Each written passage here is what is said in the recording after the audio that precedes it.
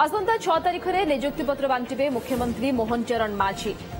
826 PGT शिक्षकों को नियुक्ति पत्र बांटा नहीं जहां सूचना रही गणशिक्षा मंत्री नित्यानंद गंड एने सूचना देते आहरी नियुक्ति एक निरंतर प्रक्रिया सरकार खाली पड़ा शिक्षक पदवी पूरण पर चेष्टा कर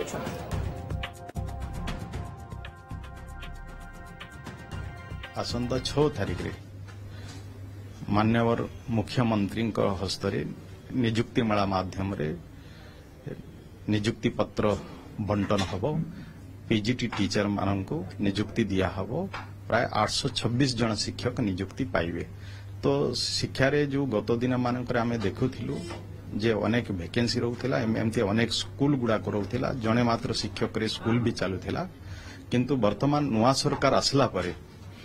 वैकेंसी फिलअप पाई वर्तमान नुआ नियुक्ति दिया होची